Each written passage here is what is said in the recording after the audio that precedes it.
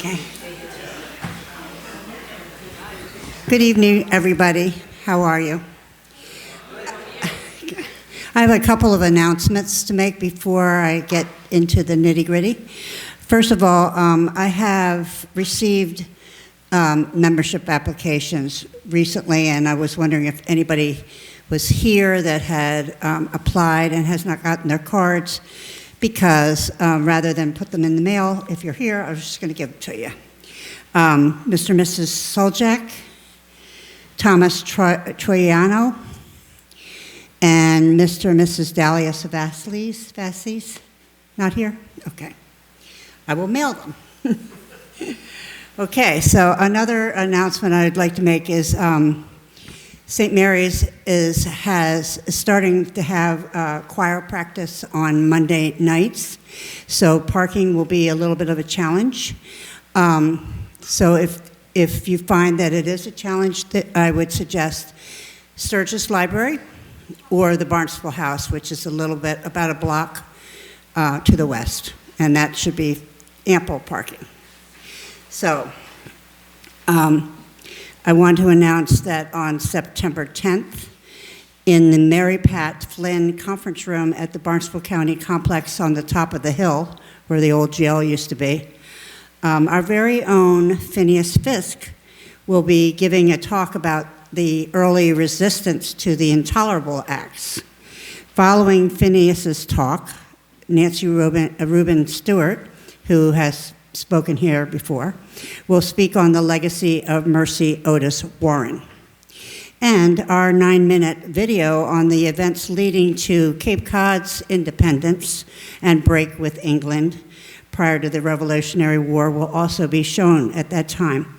The talks begin at 1 and go on till I think around 4 o'clock.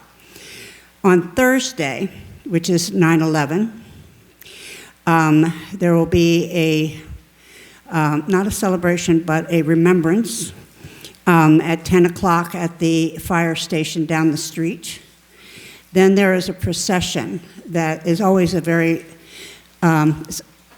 moving and very solemn occasion of the people that were at the fire station proceed up 6A with bagpipes and honor guard and motorcycles, and it's very moving, and end at the church across the street where there is a service, and the keynote speaker at that service will be John Cox, who I understand is a tremendously celebrated speaker. He used to be the dean of Towson State College, which was next door to where I used to live in Maryland, and is now the head of the college, of the Cape Cod Community College. So if you want to be moved and you feel as strongly as I do about September 11th, I recommend that activity.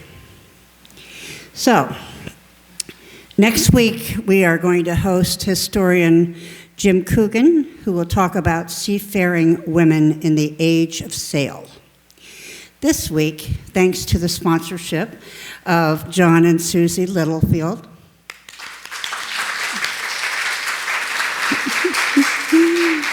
and Greg and Barbara Masterson, we welcome back historian, author, screenplay writer Janet Uhlar. She's the author of 2 books, Liberty's Martyr about Joseph Warren and Freedom's Cost about Nathaniel Green. Her books are called biographical fiction. The events occurred, the characters are real, but the dialogue she created carries the story. Ms. Uhlar served at the board of the trustees of the Nathaniel Green Homestead and the advisory board of the Mulberry Grove Foundation.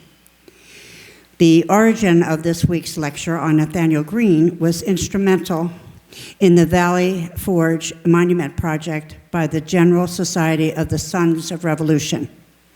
And I must apologize for misspelling in every possible publication the first name of Nathaniel Green. thanks to Blue Magruder, I have been chastised and corrected. So I apologize, and I thank you, Eagle Eye, for pointing that out to me. And with that, I'd like to honor and welcome Ms. Uhlar.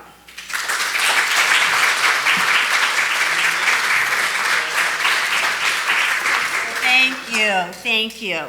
I hope my voice holds up. It's been a long day. Do any of you attend ALL, Academy for Lifelong Learning, at the community college? I had 2 back-to-back classes today. And I get excited when I talk about my people, so yeah. I pop some ibuprofen, feeling better, okay? Now, can you hear me? Is this better? Okay. I'm not a big microphone person, but I can do this, and I tend to walk, but I'm seeing these steps, and I know I'll fall, so I might stay. Yeah, we'll be okay. So, yes, we are going to talk about General Nathaniel Greene, the Quaker general. And Littlefield, any relation to Katie? Okay. Nathaniel's wife, Katie, was a Littlefield from Block Island. Okay, so how many people know a whole bunch about Nathaniel Greene? Okay, he's been pretty much forgotten up until David McCullough wrote 1776, basically, okay? There's probably a reason he was forgotten, which we will get into. And thank God he's coming to the forefront again. So, Nathaniel came from a strict Quaker family in Rhode Island, and we know it had to have been fairly strict because his father was referred to as the Quaker preacher, and guess what? Quakers don't have preachers. So that kind of tells us something there. And he was one of 8 sons, no daughters in that family, all boys. And his mother died when he was 11. The Greene family owned many businesses in Rhode Island, but mainly the main business was their iron forges. They had 2 of them. And these iron forges, they produced anchors for ships and the chains that held those anchors. So these were big iron forges. All the boys worked in them. And you wouldn't want to get one of them angry and meet them in a dark alley. These guys were very muscular. Thank God they were Quakers. They wouldn't hurt you, right? But very muscular guys started working when they were children in the iron forges. Nathaniel became the iron master of one of the forges. In fact, Nathaniel was the head of the businesses in a sense. He had a longing from his youth to be educated, and throughout his life he regretted that he never had a formal education, like many of the men he would meet in the Continental Army. His dad did let him learn more than the other brothers because he had this desire, and after all, it would work for the businesses if he could read, write, and arithmetic, right? So he did all that. And again, he ended up being the iron master as well of the forge in Coventry. Now, the birthplace, which is in East Greenwich, still stands. It was built, I believe it was 1686. And the Greene family has kept it until it's owned by the Greene family today. Nathaniel was born there. And he lived there until he was about 28 years old, okay? Then he built his house in Coventry. It is now a museum, the house in Coventry, Spell Hall. Why is it called Spell Hall? He used to, he would hire a tutor to come and teach the children in the town because he so wanted to learn.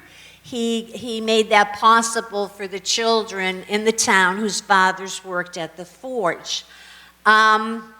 He only lived at Spellhall for about 4 years. The war started, and he didn't live there anymore, but it is a fun place to go and visit. And if you get in touch with Katie Green, not the Katie Green, another Katie Green who owns the family house now, she is always happy to give tours there. This is the other Katie Green, okay? The Katie Green. We don't have a picture of Nathaniel's wife until she's in her 50s, 60s. So we have to rely on drawings to see what she may have looked like. Again, she was born on Block Island. Her mother died when she was young. She was raised by her father and uncles for the most part, and she was a bit of a tomboy, okay? And this will play into Katie's story and Nathaniel's story. She was very comfortable in the company of men. She was raised by them, right? And the way she met Nathaniel is she was sent to Rhode Island to her aunt's house, and her aunt was married to a Green, and this uncle happened to be the governor of Rhode Island, and Katie went there when she was a teenager, and Nathaniel would come by there to visit his cousin, and that is how they met. So, I have to think. I'm switching from thing to thing all day today. In June of 1772, Nathaniel Green's family, the business, they had boats that were shipping some of the things they were creating in the ironworks and other things. They were shipping goods. And there was a British officer in Rhode Island who loved to aggravate the merchants over there, okay? At this time, we have the Navigation Act, we have all these different acts to keep anybody from smuggling goods into the colonies and not paying the British tax, right? So this guy, I forget his name, Duddleham or something, this officer, he would harass the merchants from Rhode Island, and he would love to harass the Green ships as well. And what happened was the merchants in Rhode Island despised this officer because he was just cruel and not fair at all in how he was handling the situation. So one night, there were a bunch of guys at a tavern, including Nathaniel's cousin, who was the captain of a ship, and some other guys came in and announced that the British ship that this officer was upon and would chase the merchants with had run aground, that a merchant ship had tricked him and led him into some shallow waters in Rhode Island, and the British ship had run aground. So these guys got all excited. This was their chance, right? I mean, come on. So they went out and they set the British ship on fire. The Gaspee affair, it's called, all right? We don't hear much about this because shortly thereafter, Boston had a little event. I think it was called the Boston Tea Party. Yeah, that was it. So we don't hear much about the Gaspee affair, but this was huge in Rhode Island, all right? And what happened was Rufus Green, the captain of the Green ship, was called in for questioning and being accused of the one that was riling up these guys, these merchants that set this on fire. And then they went from Rufus and decided they were going to blame Nathaniel Green because he was basically the head of the businesses for the Greens. So they started questioning him and accusing him of being the ringleader for the whole thing. He denied it. His entire life he denied it. But he was really mad about it, okay? In his letters, when he would talk about it, he doesn't really sound like a Quaker, okay? He wants to blow a hole through the British big enough for the sun to shine through, he said. Uh-oh. So even though Green had nothing to do with this, I mean, I think he would have said he did later on. He never admitted to it. It wasn't a good idea for the British to aggravate him over it because up until this point, he was a practicing Quaker, okay? He was staying out of all that nonsense that was going on. He knew about it, but he wasn't getting involved. Well, this situation kind of changed his mind about it, and he ended up being part of a group that was just forming a militia company called the Kentish Guards. And Nathaniel took an active role in forming this group. He would go into, I don't want to get ahead. Yeah, he would go into Boston because he would go there all the time anyway for business reasons. And he had a good friend in Boston. His friend's name was Henry Knox. Henry was a bookseller, okay? And Nathaniel would go in and buy books from Henry. Now, from when Nathaniel was a younger man, okay, he would purchase books all the time. He loved to read. And a number of the books he was purchasing were odd for a Quaker kid. They were on military histories. He knew Mom and Dad couldn't know about these, so he would take his books up to the room above the kitchen that was not heated or anything. It was a storage area. He would hide his books there, and he would read them there, okay? Well, a lot of the books he got as he got older were from Henry Knox's bookstore. And what was happening with Henry Knox is the British officers would come into Henry's bookstore when the British troops were occupying Boston, and they would order books through Henry, military books. And when Henry got the books in, Henry would read them, and then he would tell Nathaniel Green, his buddy, what books that the military officers were getting, and Nathaniel would order them and read them. Okay? These two guys had no military background, Henry Knox or Nathaniel Green. A bookseller and an ironmaster, okay? So Henry helped Nathaniel. He heard about some brown bess muskets that Nathaniel could take to his Kentish Guards, sneak them out of Boston. And then he heard about a British drill sergeant who wanted to defect. And he helped Nathaniel to sneak him out of Boston as well to go drill the Kentish Guards. Pretty good guy he was, Nathaniel, right? For the Kentish Guards, he's really trying to help them out. So when it came time for the Kentish Guards to commission their officers, because they were a brand new militia company, they overlooked Nathaniel Green, even though he had done all this for him, even though he was thrown out of the Society of Friends because he was helping to form this militia. They didn't want him as an officer because he limped. Yeah, they didn't think that looked good in an officer. So anyway, it kind of tells you a lot about them, right? So anyway, let's talk about his limp. The family tradition is that Nathaniel, well, first I have to tell you about the house, the birthplace. They had little cubby hole rooms off the main room where Mom and Dad slept, okay? And Nathaniel occupied one of these cubby hole rooms right next to Mom and Dad's room. So you had to walk past Mom and Dad's bed to get to the room he was in. I've slept in that house many times. You have to go by the bed, okay? So he liked to dance. He liked to go to worldly parties in town. But he couldn't let his mother and father know he was doing this, right? So what he would do was climb out that window right there. He would climb down onto the shed, jump off the shed, go into town, have his fun, come back, climb back up the shed and go in the window. And Mom and Dad never knew what happened until one night he slipped off the shed.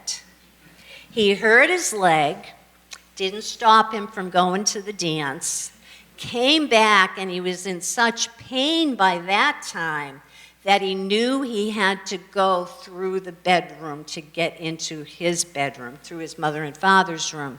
He could not climb up the shed. So he was smart, he was strategic even back then, okay? He went into the barn, he found some shingles in the barn. He stuffed them into the back of his pants, and then he walked through the bedroom. Dad woke up, found out he had been out, and took a whip, oh, not a whip, but a switch to his rear end. But he had the shingles in place, okay? Now, Nathaniel at that time was 28 years old, I believe, something like that. He was pretty much he was a grown man, okay? But he still lived under his father's roof, and those were the rules, and okay. He moved out shortly thereafter, though, okay? But that is how, at least that is what the family tells us about his limp, how he got it. Also, there are other family stories passed down, which are fun.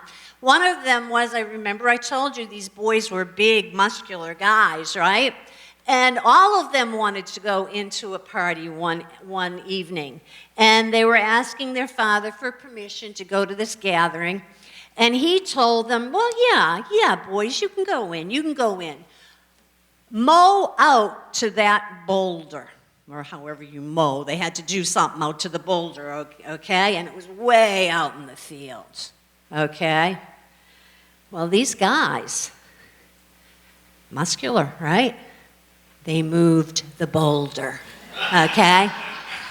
And they got to go to the event.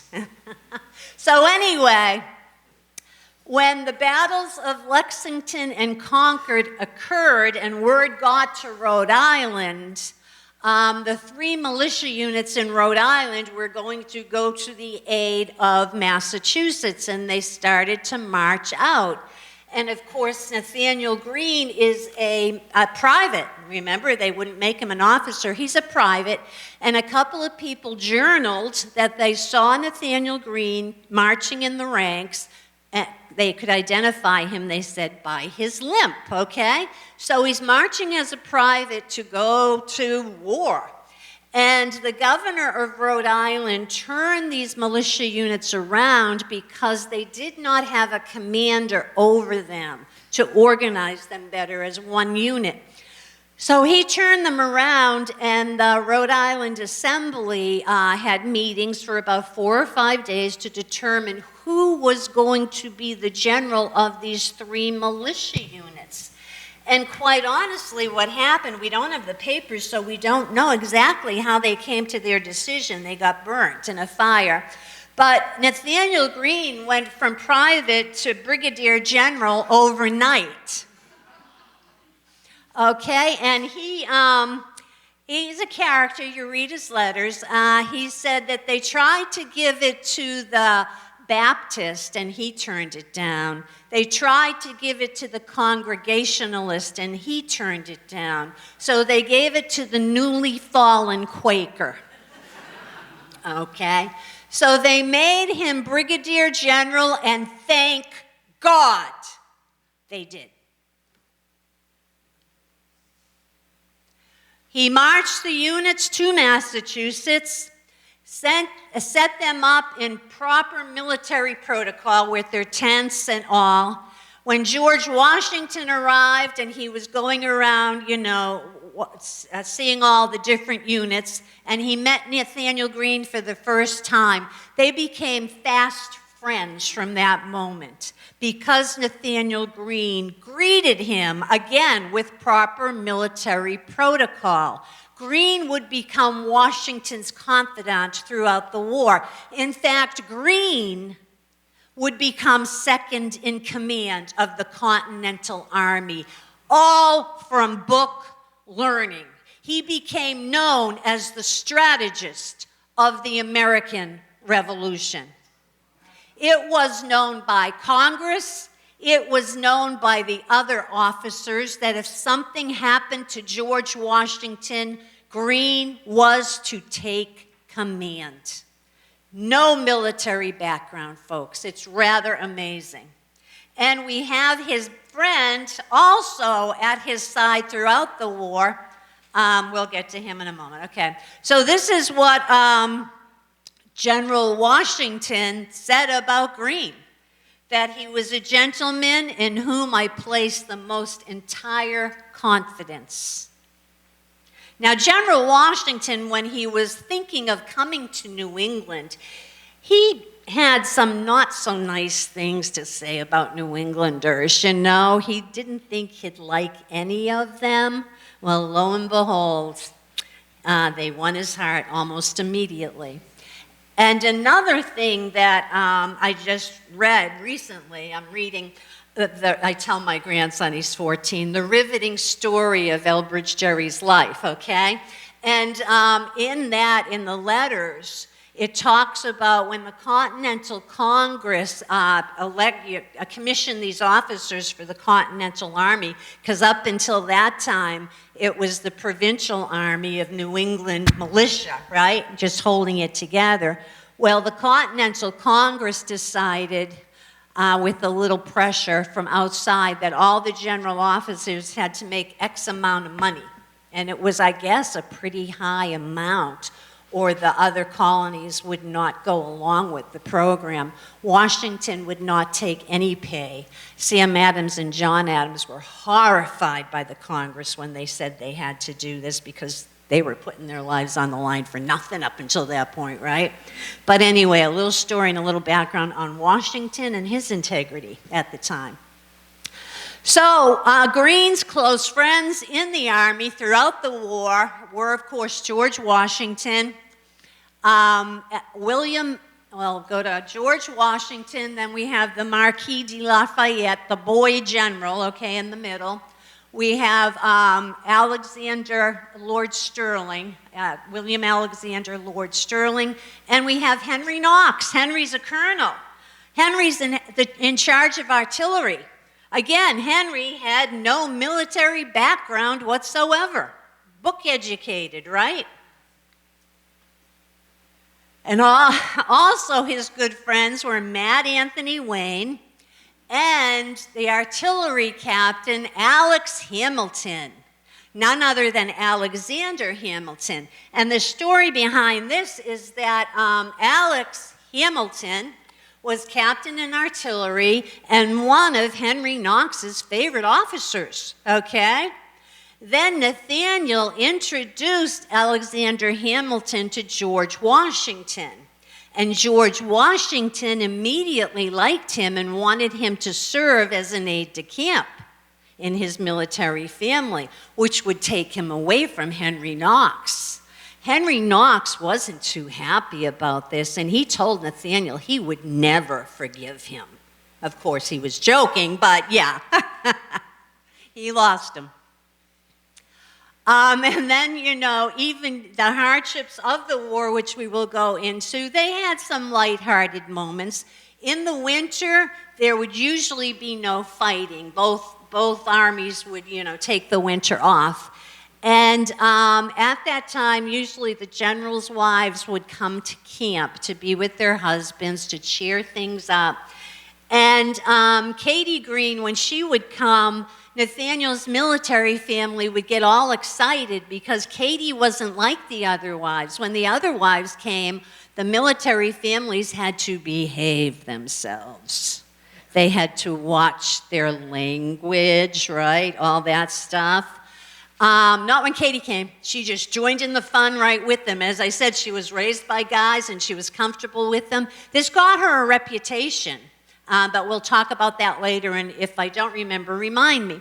But Katie was quite comfortable, and she loved to dance. Katie loved to dance. And at one time, so did Nathaniel, but now he's got this bum leg, so he can only dance one dance with her usually, and then he couldn't dance anymore. He was hurting too much. And this Martha Washington was the same way. She really didn't like to dance. She'd dance the first dance with George and then go sit down, okay? But George loved to dance, okay, as much as Katie loved to dance. So one night at this party that was at the Greenes' headquarters, Katie made a statement in front of George and Martha Washington, Nathaniel, and a bunch of them, how much she loved to dance and that she could dance forever. And George Washington remarked, "Forever is a long time, Mrs. Greene." And she looked at him, said, "I can outdance you." The bet was on, right? They danced, as you can see from Nathaniel Green's words here, upwards of 3 hours without once sitting down. Neither would give in to the other, so they finally both agreed to end it, okay? Green-Adams correspondence, John Adams. Nathaniel Green and John Adams would frequently correspond in the beginning of the war, their ideas back and forth. And Nathaniel Green actually was the first one that we know of that suggested the Continental Congress come up with a Declaration of Independence. He wrote it to John Adams. Why would the Army want a Declaration of Independence? You think they're out there fighting. They need to have something to say what they're fighting for, right? Okay. So, and they had correspondence going back and forth for a while that was quite friendly. Then what happened was the Continental Congress was bringing in foreign officers to fight for the Americans. We know a few, Lafayette, von Steuben. There were a few of them were excellent, excellent officers, but there were some that weren't. Okay, and they were just kind of bringing them into the United States. They were giving them generalships often. And they brought this one French officer in, and he was an artillery officer, and they were going to put him in charge of the artillery over Henry Knox, who had been serving as colonel of the artillery. And the Continental Congress continuously looked over Henry for a promotion to general. So this really got Henry's friends annoyed. And not only were they going to put this foreign general over Henry, they were going to make his major generalship so that it was even above that of Nathaniel Green and another New England general, John Sullivan. Not a good idea. These guys were in it from the very beginning. They were in it ready to lay down their lives, you know, and they questioned these foreigners coming up and looking for these generalships. Do they really do it for the reasons we're doing it from our heart, right? And how can you do this to Henry Knox? So George Washington even sent a letter to Congress saying that he was not pleased with this decision. And then those three officers, Knox, Green, and Sullivan, wrote to Congress. And the committee that was doing this, appointing these foreign generals, it happened that John Adams presided over this committee. And so John Adams got these letters from these generals, and he wasn't pleased. How dare they be insubordinate to Congress? How dare they question Congress? So he wrote back to these guys and told them basically, if you don't write a letter of apology, you will be discharged. So none of them wrote back that letter of apology. Of course they were not discharged. How are you going to get rid of these guys that have been here from the get-go? But from that time on, John Adams would not write to Nathaniel Green, okay? And which is a great shame. So did John Adams become a political enemy of Nathaniel Green at this moment? Remember I told you Green was negated in history? It's going to build up, okay? And I usually give this disclaimer when I talk about John Adams. I was born and raised in Quincy, Massachusetts. I get to say things about John, okay? So anyway, we're going to fast forward to the Battle of Brandywine Creek. Nathaniel Green is a battlefield commander, major general, has got a division under him, as does John Sullivan from New Hampshire. And during this battle, which was September 11th, and a very hot September day, like brutally, brutally hot. So the British are in battle, and Washington sends in John Sullivan's division to face them.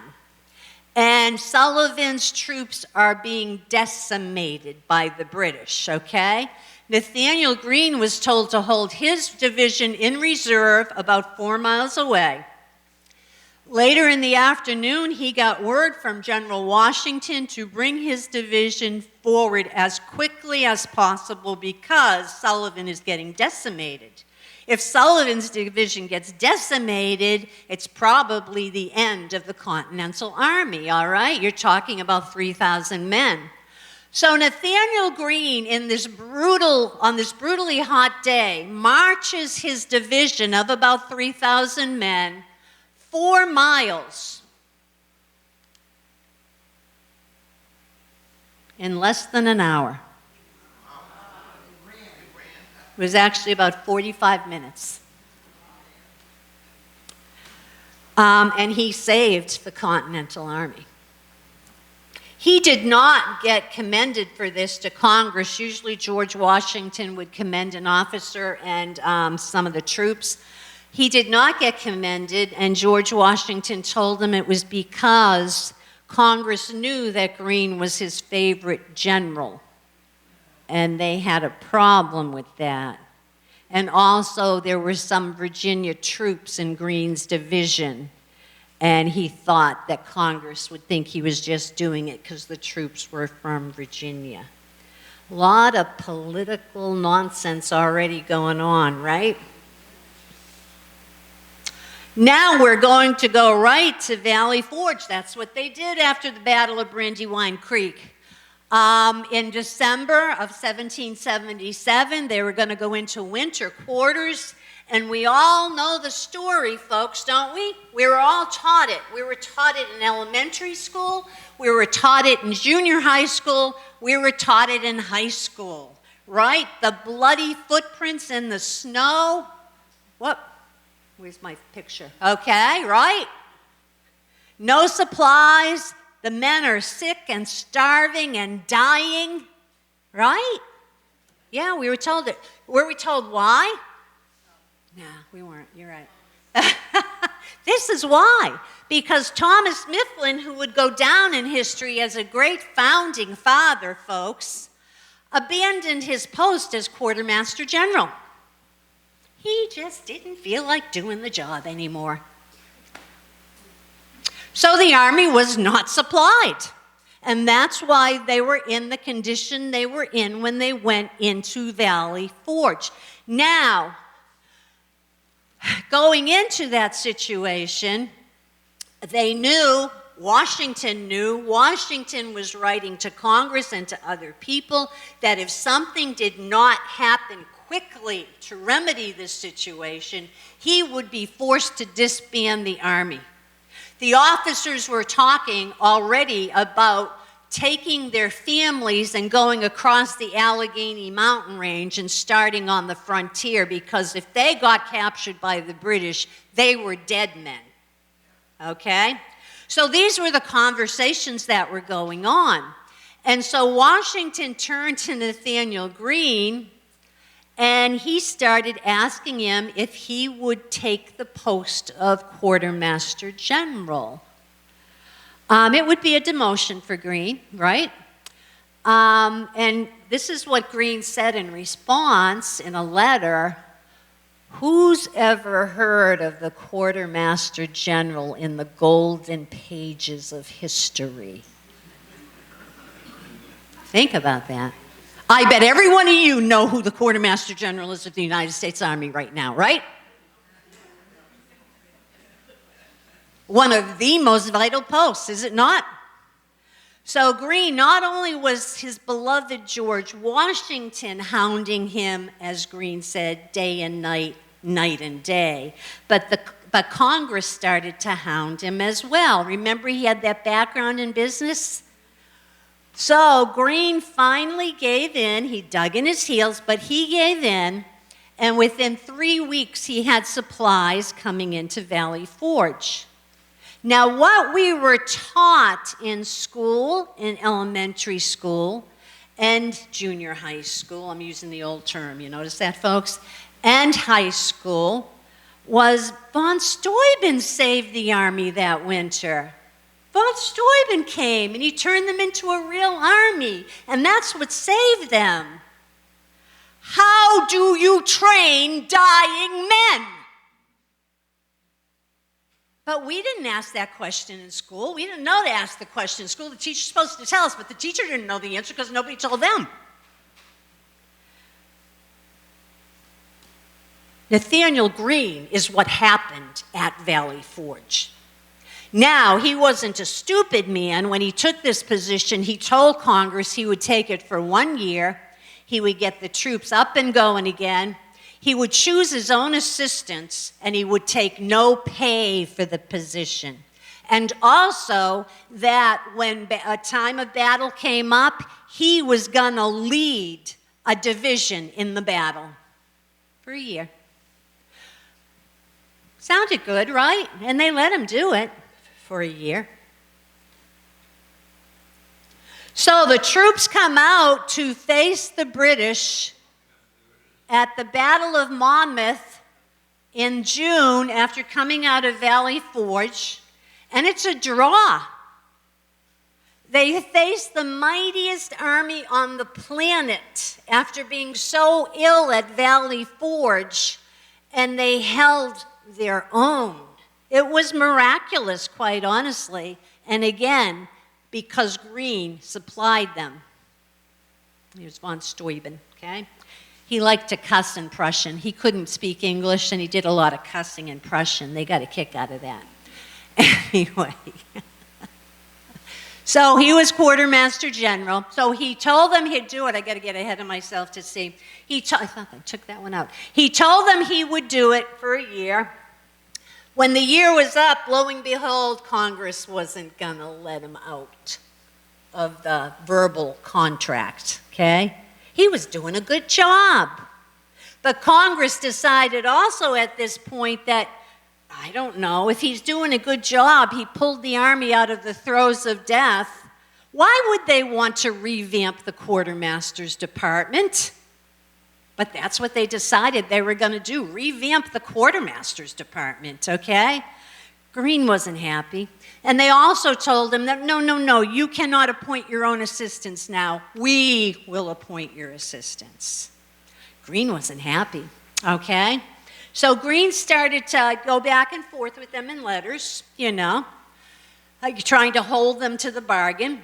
And then even after a year, his fellow officers got tired of giving up leadership when they would go into battle so Greene could lead the division in. For a year it was tolerable, but they were the ones training these troops, and now Greene stepped in and took command. They didn't like that. So there was a lot of friction going on, and Greene would write these letters, and you read them today, and they're in the ooey-gooey, 18th century style. They seem very polite, but again, Congress did not want insubordination, and this kind of was smelling a little bit like insubordination. So they decided, they being Congress, that they were going to have hearings and discuss whether they needed to dishonorably discharge Nathaniel Greene from the Army because he was trying to hold them to the agreement they originally had. So George Washington got wind of this, and there were a couple of former Army officers that were in Congress now. So he got word to them to defend Greene. And this went on in Congress for about 4 days. And in the end, they did not dishonorably discharge him. And they returned him to his position as battlefield commander. And they said they would get a new quartermaster general, but he needed to teach the new one. Well, he was going to do that anyway, right? No problem.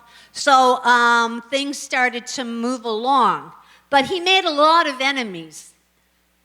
He made a lot of enemies, first of all, because when they appointed him quartermaster general, he took that position seriously. If I'm going to be quartermaster general, you need to have the means for us to purchase supplies and food and clothing and basic necessities for an army. You see, Congress would not tax the people in America to support the army. So the army had to scrounge for itself for the most part. Now I'm going to tell you a little something that a history professor told me. in the 20th century, when books were being written about the American Revolution, historians were turning their focus on writing about members of the Continental Congress. And with this swing of the pendulum, the Army was forgotten in the 20th century. With this swing of the pendulum, many lesser names were forgotten, okay? But this is what was going on with the Army.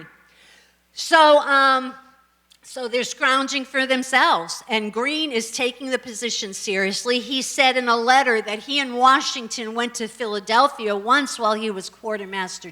Well, they went many times, but this time while he was quartermaster general, and they both counted, he and Washington, 17 tables overladen with food. And they noticed that the congressmen had the finest wool jackets, while their uniforms were dingy, their epaulets not shining anymore, and buttons missing. And they knew their men back in camp were just barely getting by on the food that they had.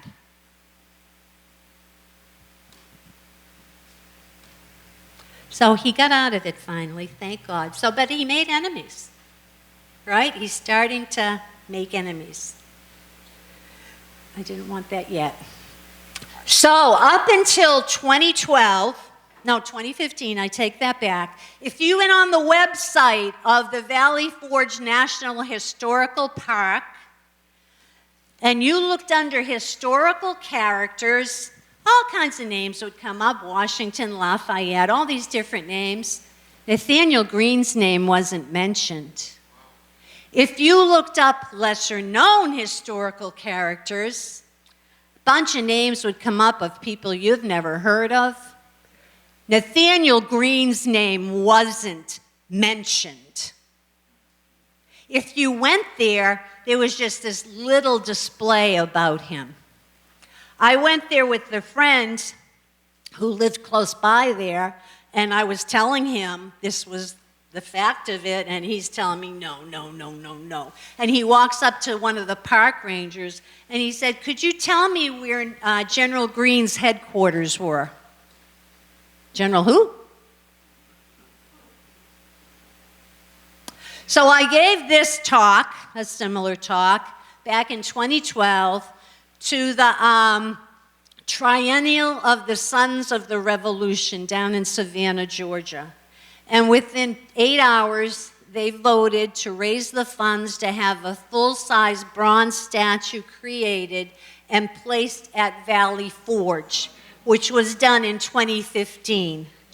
Valley Forge mentions Nathaniel Greene on their website now, but it's a very small piece, and part of it is negative toward him.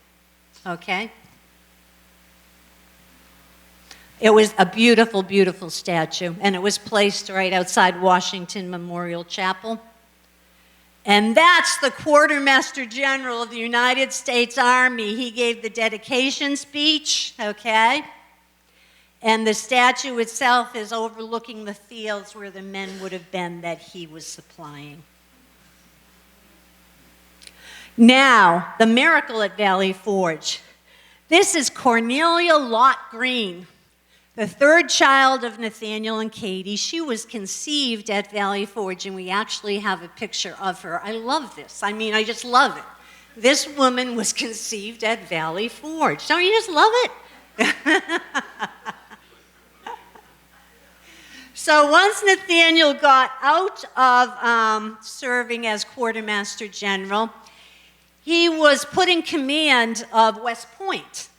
And the job of Quartermaster General was a 24/7 job. It just never, ever, ever ended. Not only did he have to come up with all the supplies, right, but he had to do the mapping for when the Army was moving. He had to make sure supplies were on the route where the Army was moving, that boats were at the rivers. I mean, it was immense and never a rest. So finally, he doesn't have that burden on him, and they're going into winter quarters. He's in charge of West Point, and he sends to Katie and tells her, come on down, right? Bring all the children. This was very important because Nathaniel never saw all his children together. He might have seen them when they were born, if they happened to be born in camp. Otherwise, he didn't see them. And at this point, he's got the 3 kids. So he tells her, come on, bring them. And so he's getting ready for her to come. Actually, they had 4 kids at this point. And he gets word, okay, there's Katie. Well, before we go into this, at the same time, what was going on is the war had shifted to the south. The British decided that if they could take the south, they could move up and take Washington by storm, okay? And the Continental Congress had sent down 2 commanding generals to command the Southern campaign. And the first one was Benjamin Lincoln. He's a Massachusetts guy. He was from Hingham, Massachusetts. And he went down and he was attacked and ended up having to surrender in Charleston, South Carolina, with 5,000 American troops. Not good, folks, right? So that's a done deal. Then Congress, without Washington's approval, Washington would not have approved it, sent General Horatio Gates down to take command of the Southern troops. And he, let me see where I am. He was General Washington, he wasn't in favor. He was defeated at the Battle of Camden in South Carolina. Horatio Gates was with his troops, okay? And Horatio Gates retreated. Nothing wrong with retreating, right? You got to retreat if you're going to be demolished. But he kept going and going and going and going and going. 200 miles, folks, without his troops. Washington thought that was a little bit of a problem, right? So Washington decided, with Congress's approval nonetheless, that they were going to appoint Nathaniel Greene to take command of the South. And Greene, when he got down there, was supposed to court-martial Horatio Gates also. Now, Greene had just sent for Katie and the kids, right? And he's worried, and he writes about it, and it's pitiful. It really is. He kind of goes away from his area, trying to see if he can see her en route and you know, stop her and tell her what's going to happen. He's going to the south, and he doesn't know, folks, if he's ever coming back. He has asthma also. Got it probably from working in the forges. And asthma could be a death sentence in the southern climate. You didn't have your inhalers, right? He thought maybe that was why Congress was sending him down, to kill him. So, yeah, he was looking for Katie, didn't find her, and even when he left to head south, he kept looking over his shoulder pitifully to see if he could see her, all right? And this is when Congress was trying to decide who to send down. Before they decided on Nathaniel Greene.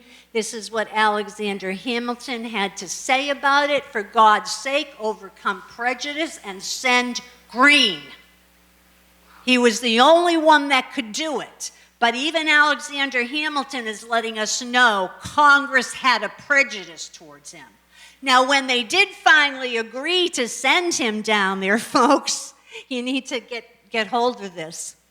Only a few months before, they were trying to dishonorably discharge the man.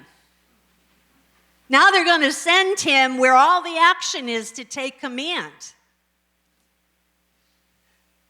The Congress that went forward in the American Revolution was not the same Congress that was there in 1776, okay?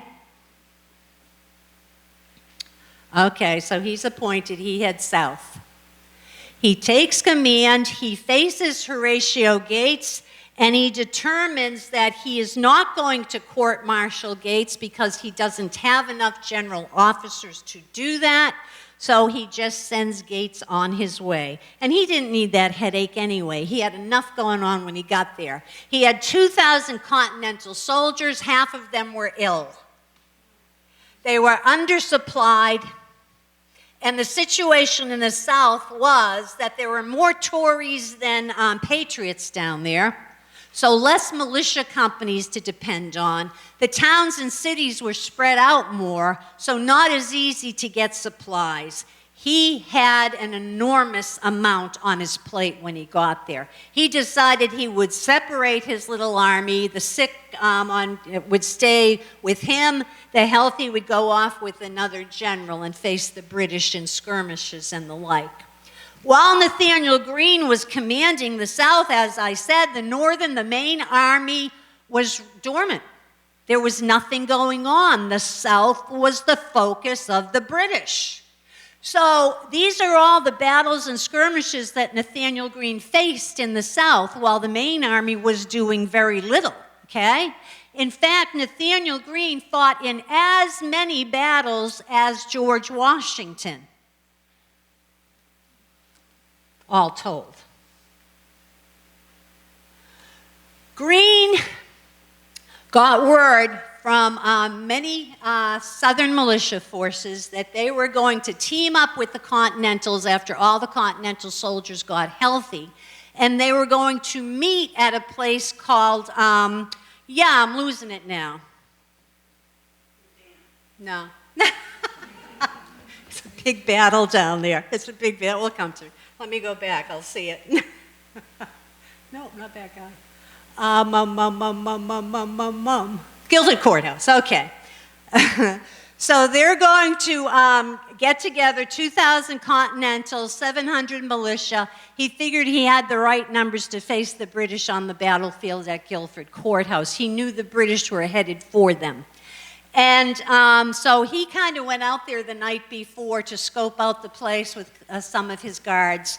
And he got word that the British were threatening to attack the towns of the militiamen. And therefore, the militia troops decided that they needed to go protect their towns, and they could not meet up with the Continental Army. Well, now Greene has a major problem on his hands because his Continental soldiers are not enough to face the numbers the British were going to send out. So he needs to think, and he needs to think fast. So he decided to retreat, okay? The British were coming for him. His only way of saving the small army he had at that point was to go across the river from North Carolina into Virginia and beat the British to it. Well, of course, the British found out Greene was going to make this retreat. Now, folks, let's talk about this retreat. This was a 100-mile retreat with all their supplies, with everything. So he starts, and the British are following close behind. In fact, Light Horse Harry Lee, who was one of his cavalry commanders, the father of Robert E. Lee, could see the British front line the entire time they were retreating. That's how close they were. Greene got word that the commander of the British forces, General Cornwallis, burnt supplies so he could speed the march up. But mind you, folks, his supply base was in the deep South. So Cornwallis is burning his own supplies to speed it up to catch Greene, and then Greene got word not only was he getting rid of all the men's supplies, he burnt his own private stuff to speed it up. So Greene knew that this was very serious. So they marched, and of course, this was in February, it wasn't nice weather, okay? And they're marching, and 100 miles, they have to stop at some point. They have to eat something, they have to get some sleep. But the Americans felt confident that when they stopped, the British were going to stop too. They needed the same things. So this went on for 4 days, and one of these nights, the story goes that Greene's aides found a small cabin on the side of the road they were marching on, and they thought that that would be a very good place for the general to lay down for a couple of hours. And not only was it the general, but the governor of South Carolina was with them, okay, fleeing the British, Governor Rutledge. So the two of them went into this cabin with the guards and the aides, and there was this bed, and the two of them were going to lay on the bed, right? And so they didn't even pull the covers down. They're exhausted, and it's February, so it's going to be cold. But they lay down on the bed, and all of a sudden, Green yells out, "Governor, stop moving!" Remember, he had asthma? He didn't want dust to come up, okay? That happened once the night before a battle. One night before a battle, he had an asthma attack. And you know who sat with him until it passed? Lafayette, the entire time, okay? So he didn't want this happening again. And then after he yells at the governor, of course these men are exhausted, the governor yells back, "General, it's not me, it's you." So the two of them get off the bed. The aides pull down the blankets on the bed, and there's a wild pig under the blankets. So they open the door to the cabin, then they all fell down where they are, and the next morning, when they woke up, they didn't know if they were hallucinating or if it really happened, okay? So there are a lot of fun stories also to tell. Whether they were true or not, we don't know for sure, do we? So they did this 4-mile retreat. Of course, Greene wanted Cornwallis to think he was going to the most shallow part of the river to cross, so he had Light Horse Harry Lee direct the British to the shallow part of the river, while Greene took the main army to the deepest part of the river. As quartermaster general, he knew he had to have boats ready and all the things that a quartermaster would do. There were boats waiting for them. They crossed the Dan River. Every man and every animal made it across safely. Okay? Now he's in Virginia territory, and he needs supplies desperately. He needs militia. He needs supplied militia. A lot of the governors were sending him militia that weren't supplied, and he didn't have supplies, right? So he needed horses for the cavalry. Their horses were getting worn out. So he went to the governor of Virginia. Tommy Jefferson was the governor of Virginia at the time. And he told Tommy, "You know, Governor, we need supplies. We need to head back. We need to face the British. We need supplies. We need horses." And Tommy told him, "General, I have a problem with this. What if the British come into Virginia and you have my supplied militia companies, and you have our horses? What are we going to do?" "God bless you, General. God bless you. Our prayers and thoughts are with you." You know what happened? The British did come into Virginia, and they took the horses, and they took the supplies, and they fought against the Continental Army with them. Now wrap your head around this, folks. This man wrote the Declaration of Independence. Just because they wrote it and just because they declared it did not make it so. What was going to make it so was those men on the battlefront. And if those men on the battlefront failed, these guys would die. God bless you, General. Thoughts and prayers are with you. Greene had a couple of things to say about him in letters too, okay? To Lafayette especially. So Greene would write back to his friends up north, and he would tell them, "There are few generals that have run oftener or more lustily than I have done. But I have taken care not to run too far, and commonly have run as fast forward as backward, to convince our enemy that we were like a crab that could run either way." His strategy became draw the British in, retreat. He could never outnumber them.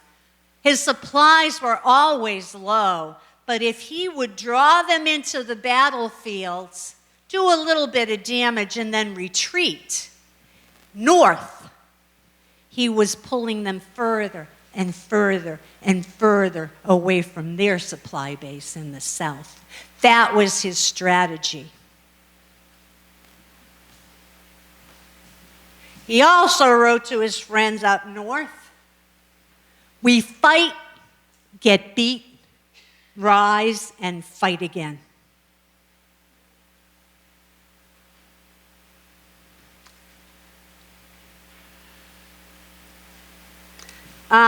The first biographer of Nathaniel Greene was a Supreme Court Justice by the name of William Johnson. He wrote a 2-volume biography on Greene, which was published in 1820. Close to the time, right? He himself was from South Carolina. He had a lot of insight into the Southern campaign. And he put something in the biography on Greene, which was a reference to John Marshall, who was the Chief Justice of the Supreme Court. Now, John Marshall wrote a multi-volume biography on George Washington, which was published in 1805. Now, John Marshall was, let's see where I'm at, was friends of Robert Morris. Robert Morris was a congressman who was very wealthy and was the financier of the war. In other words, he would let money go out when it needed to go out to the Army. And Chief Justice John Marshall said in his biography on Washington, which was repeated in the biography on Greene, that and of course he knew Robert Morris. They were friends. Robert Morris died, and then Marshall wrote the biography. And in it he said that, I don't know if I had the exact quote, that Morris had sent an agent to the South with funding for the Continental Army. But this agent was told to watch Greene and not let him have any of the money unless his back was against the wall. And his back was always against the wall. Well, it got so bad, well, we'll talk about that in a minute, why didn't I? So he led these guys up to, Greene did, he led the British up ultimately to a place called Yorktown in Virginia. He knew Lafayette was already up there. He knew von Steuben was up there already with troops. And he knew Washington was en route with the main army, and the French were going to assist them in this battle. He brought Cornwallis up with his troops and dumped him there. Cornwallis didn't have enough supplies, okay? Cornwallis thought the British Navy was going to save him up there. Greene didn't fight in the Battle of Yorktown because there were still British troops in the Deep South.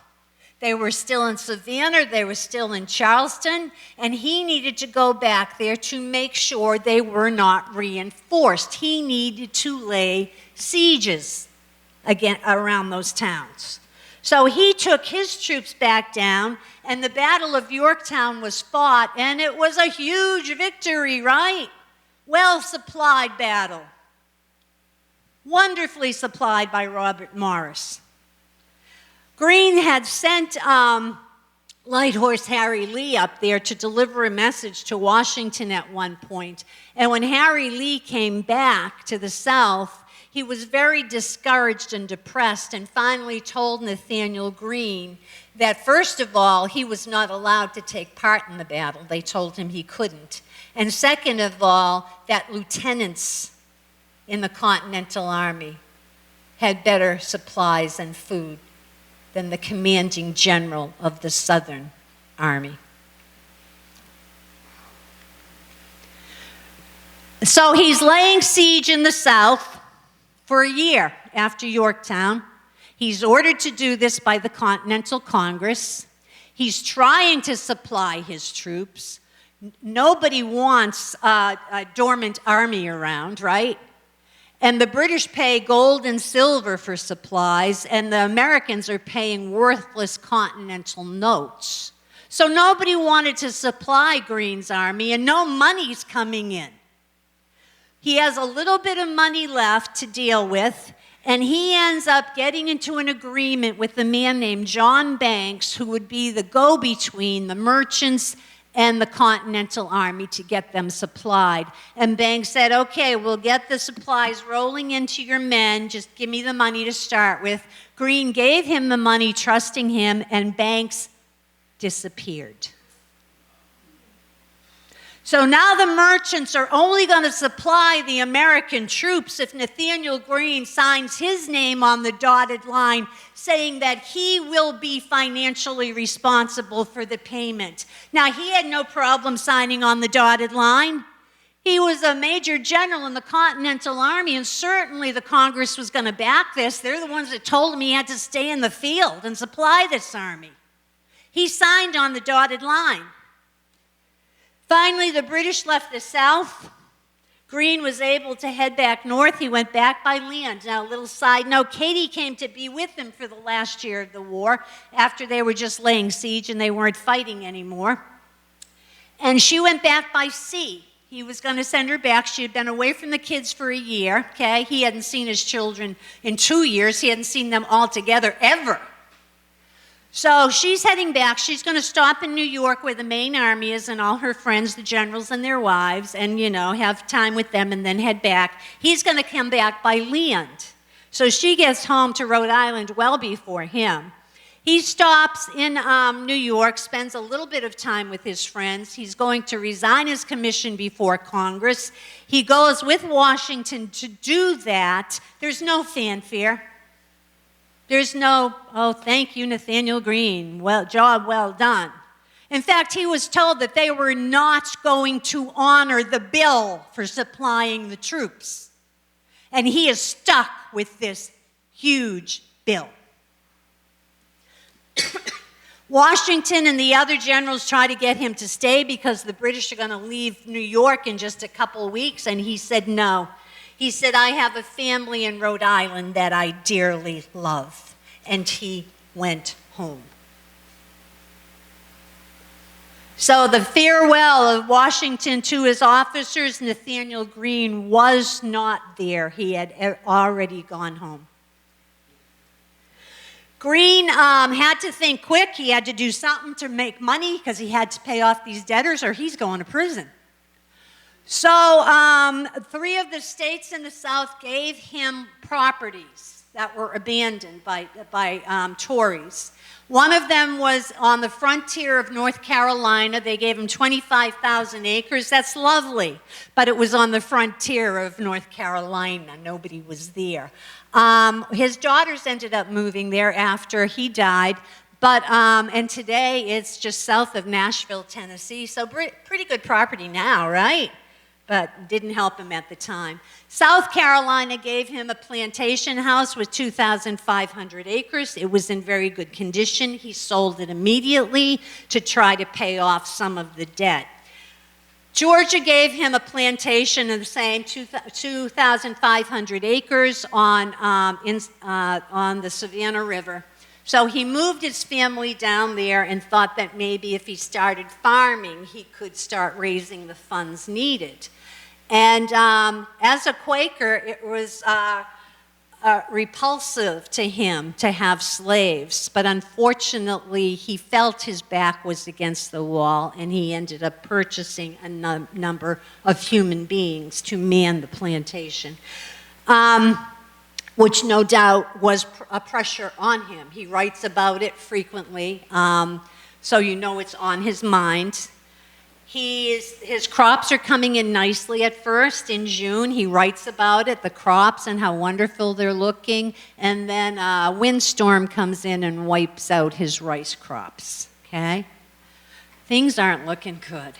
So one day in June, he needed to go into Savannah to talk to one of the merchants that was demanding payment, and his attorney was in there also. His attorney had been one of his aides during the war. And he went in with Katie, and they sat through that meeting. It was a very stressful meeting. And they left, and he wanted to stop at a neighboring plantation because that plantation owner had done marvelous things with his crops, and he wanted to learn from him. So they stopped there, and he walked around the fields for an hour or so. It was a warm day. Katie spent the time with the wife. And finally, they're ready to leave, and Nathaniel did not wear his hat while he was walking out in the fields. But then again, he never liked to wear a hat. And he had spent 2 years in the heat of the South on battlefields and whatnot. So he didn't wear his hat that day. He got into the coach with Katie, and he started complaining of a headache. They made it home. He wasn't feeling well, wasn't hungry. Matt Anthony Wayne, who was a very good friend of theirs, I had a plantation next to theirs, and Matt Anthony was a bachelor, and he would show up every night for supper, okay? So, but he noticed that General Greene just wasn't himself. And it didn't take long before General Greene was feeling so ill that he had to take to his bed. Doctors were called. They blistered and bled and the things doctors did back then. He fell into a coma, and within 4 days he was dead.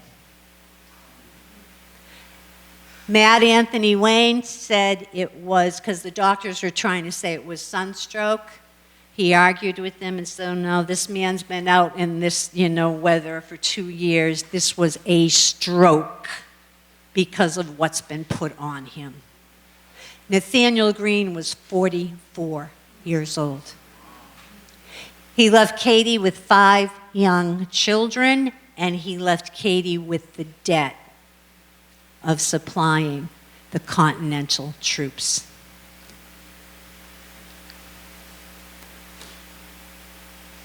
Yeah. Okay. He had political enemies in the South also that put a little more strain on him.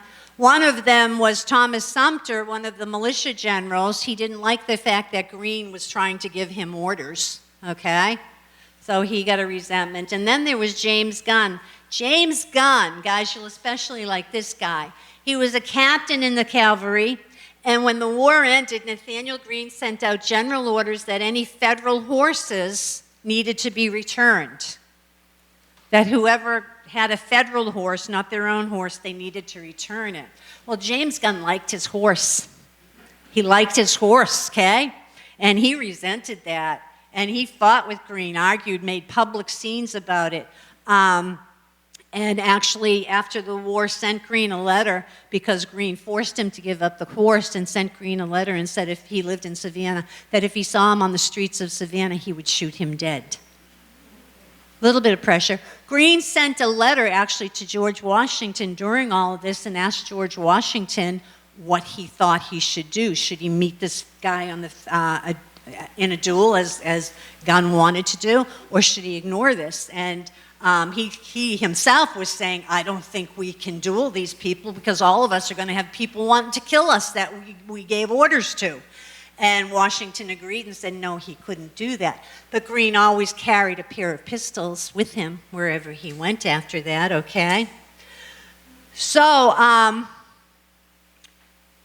Katie's got the burden. When George Washington became President of the United States, he made a Southern tour. And on his Southern tour, he stopped at the home of the widow Greene, Katie Greene, who was a favorite of Martha Washington's as well, okay? And he visited with her. He didn't spend the night. He just stopped and visited with her.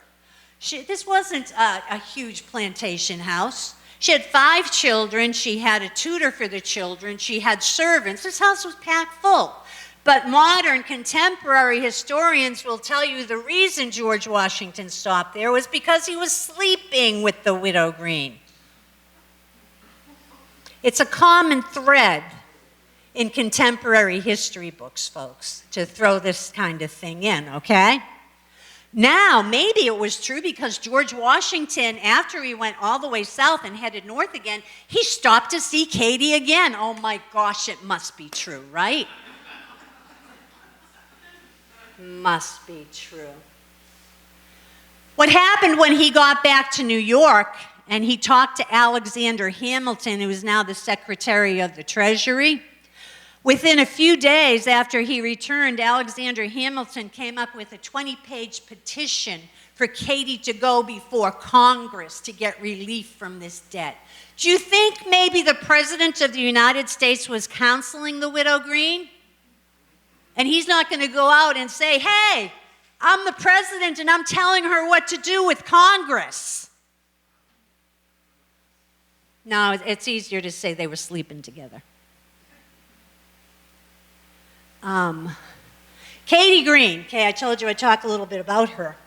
Katie, not only does that rumor run rampant now about Katie, but I told you when she left the South to head back to Rhode Island, she went by ship, and she got there before Nathaniel, after stopping in New York to visit friends.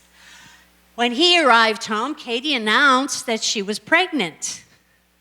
So another child under this stress, okay? So all these wise male, there were two females that did it too. Modern historians looked at the letters that Nathaniel wrote, and he wrote about the last time he saw Katie in the South, the day she departed. So, okay, we can figure out the last time maybe they were husband and wife together, okay? Get my drift here? Okay, so Katie gets back, and Nathaniel's writing letters at the 9-month plus mark and saying, gee, Mrs. Green is late. She's, hasn't gone to the birthing bed yet, and it's late. So all these historians mark down the times on the letters, oh my God, so this is the last time they were together. This is when she had the baby. Oh my God, it was 44 weeks. It's not his kid. I look at that stuff and I have to dig a little deeper. I don't know, it's just me. I'm also a nurse and the mother of 5, so I thought I'd dig a little deeper. So I went to a couple of obstetricians, 2 separate obstetricians, and I told them this story. And I said, could she have gone 44 weeks? Both of them, without hesitation, said, yeah. We just don't let you do that now. And both of them said to me, without hesitation, you know the wheel we use to determine your due date? I said, yeah. Said, it has 44 weeks on it. So, no, she was guilty of adultery and passing off the child as Nathaniel's when, in fact, it was somebody else's. No. And we have to remember when we're reading about these times, as a historian, we're supposed to give accurate history and the circumstances surrounding that history. There was no birth control. And to have a child could kill you. These women weren't jumping into bed with anybody. And she's up there with all these general officers and their wife, and where is she running off to with who? I mean, it's just ludicrous, but they get away with it. They get away with it, and they defame people that cannot speak for themselves. So so they said she was a flirt. Yeah, she was a flirt. He didn't care, okay?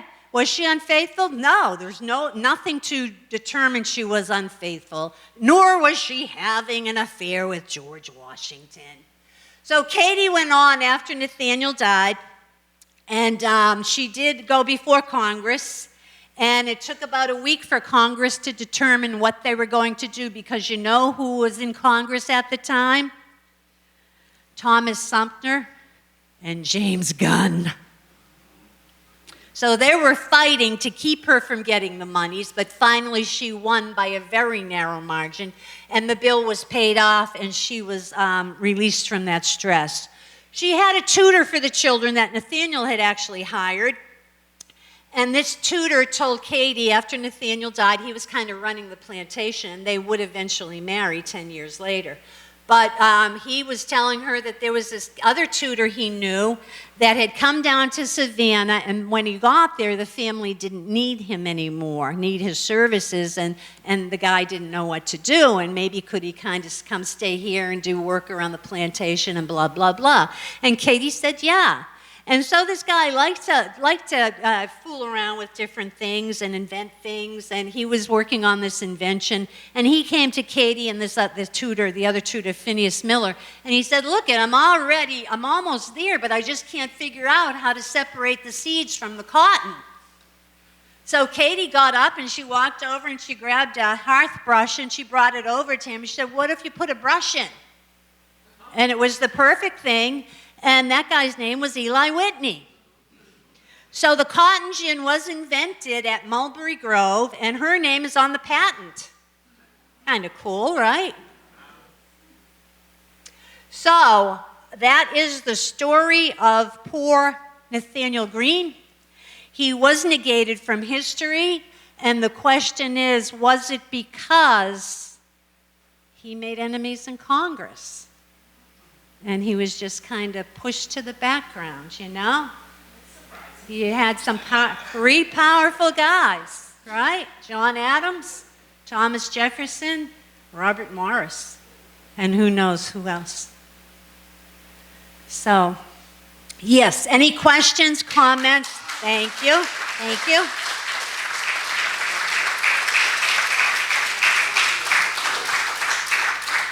Questions, comments? Yes.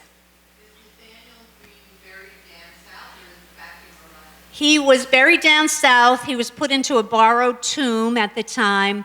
And the sad thing was their eldest son, Nathaniel, no, it wasn't Nathaniel. Oh, God, George Washington Greene. What am I thinking? Yeah.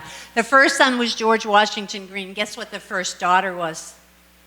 Martha Washington Greene. Yeah. So anyway, George, after his father died, they wanted the other generals, Washington, Lafayette, and Henry Knox, wanted to make sure George was properly educated. And so they fought over him for a little while, who was going to take him and educate him.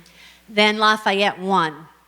So they decided they would send young George to France, and Henry Knox actually escorted him part of the way. And he stayed with Lafayette and his family, and then the trouble started breaking out in France. So Lafayette sent him back to Savannah, Georgia, and tragically, within a week of returning, he was out with some friends in a rowboat, and the boat capsized, and he died. So he was buried with his father in this borrowed tomb. So then years and years later, they decided that they wanted to move the remains because the people that owned the tomb wanted it. And they put him in a square in Savannah. It's the Johnson Square. If you've ever been down there, it has a huge monument over his grave, and they put him and his son in that together.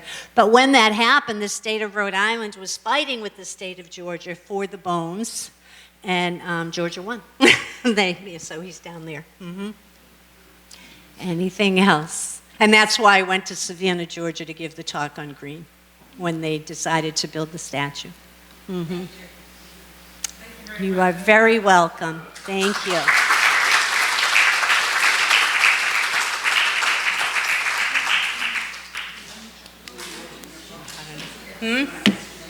Yeah, I do have a book over here about Nathaniel Greene. And I also, if you were here when I gave the talk on Joseph Warren back in June, I have a few copies of that book as well.